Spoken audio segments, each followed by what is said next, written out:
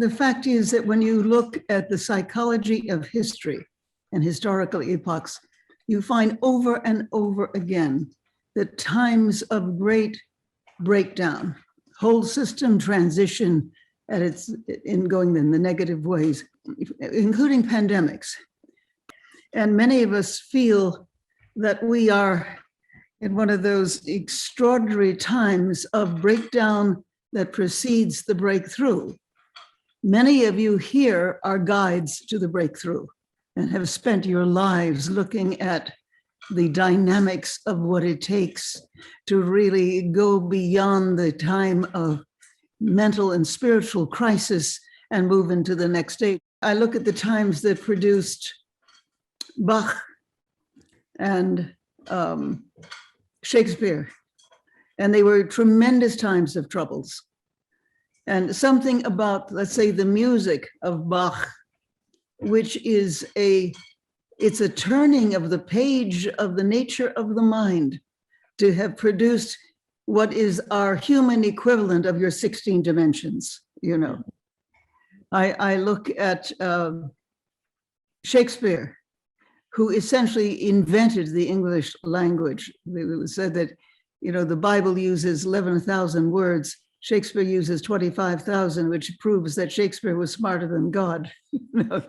But you always have this time of breakthrough. And I know that in our midst here, and are people who are agents of the new inner cosmology. You are, maybe all of you are intranauts.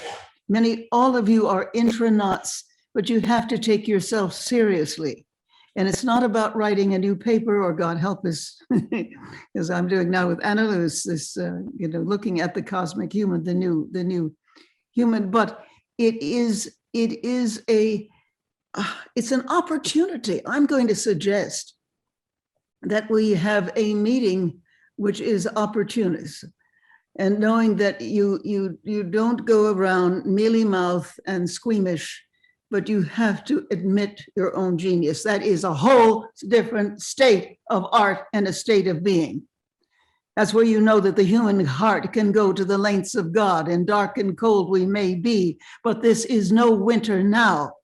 As the poet says, the frozen misery of centuries cracks, breaks, begins to move. The thunder is the thunder of the flood, the flow, the upstart spring. Thank God our time is now, when wrong comes up to meet us everywhere, never to leave us, till we take the longest stride of soul folk ever took. Affairs are now soul-size. The enterprise is exploration into God. So friends, what are we making for?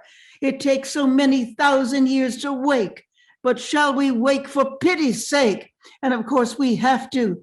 You are the ones who have been emboldened or condemned, however you want to see it, to be the awakeners. And it means that we really need a renewed sense of who and what we truly, truly, truly are. We're the people of the end of one era, filled with its epidemics and its horrors. And we are also the initiators of the next. This is not pride or foolishness.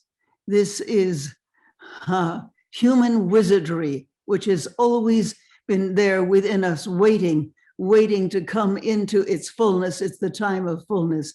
I think our next meeting has got to be the evocation and the quickening of who and what you really, really, really are.